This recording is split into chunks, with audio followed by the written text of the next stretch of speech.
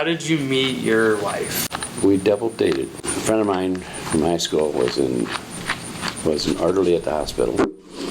Sue was a student nurse.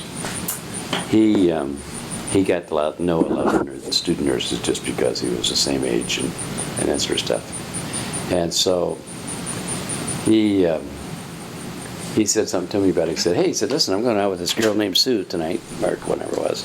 And I said, "Okay." And he said, "You want to go out? You know, we can double date." And he said, "She's got a roommate by the name of Judy." And I said, "Okay." So we made plans. We were just. I think we were just going to. And this is something you guys don't do nowadays, but you would go to somebody's house and you would listen to records, okay, and maybe dance in the living room together, and that sort of stuff. But I mean, it was none of this hooping around, and there was no booze involved. There was none of that stuff. It just, you didn't even think about it. It wasn't important, okay. But so anyway, so we went out, and Judy, my date, and Steve, Sue's date, both kind of fell asleep on the floor for whatever reason. So Sue and I sat there on the couch and talked for the rest of the night till it was time to go home.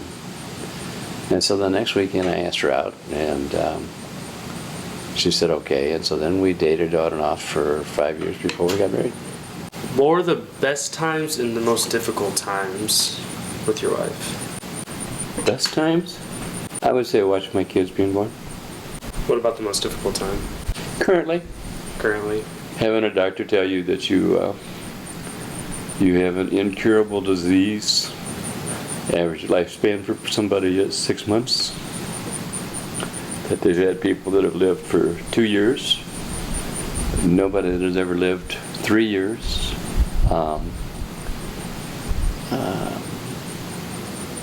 Eliminate your macho man image because it's not there anymore. Changes the things you think you're going to accomplish in life because you realize that you no longer have the time to accomplish those things. Trying to keep upbeat for those that you're going to leave behind, for those who are trying to take care of you as you are now. Yeah. What kind of advice do you have for younger couples like me? For younger couples? Yeah. You're not a couple, you're a single. Well, I'm saying if I were in a relationship, what kind of advice would you have for me? Keep your pecker in your pants for at least another 5 years. 5 years? At least another 5 years, okay? Okay. That's the first piece of advice, okay? Okay. I don't care how much you think you're in love, okay? Love and lust are both spelled with 4 letters, okay? Okay. And you're too young to be in love. Yeah. You are not old enough to understand the true ramifications of being in love. Okay. Times I'm not sure if I am, and I've been married for 48 years. But love and lust are 2 different things.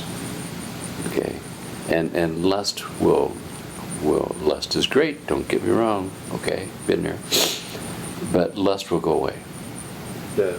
Love really doesn't go away. Stays there. Part of the reason Sue and I dated for 5 years was because I liked her, but I lusted after her also, and she didn't lust for me quite as bad, and so that didn't work, and so it was get your hands away from there, and it's like, okay, so then I'd quit dating, and I'd go date somebody else who didn't care where my hands went. Yeah. And then I'd go back to dating Sue, and we'd go back the same way, and so anyway, after 5 years, I finally said, well, I think maybe I really do love this girl, because I keep going back to her, and that's the reason I'll take this as abuse, is so we got married.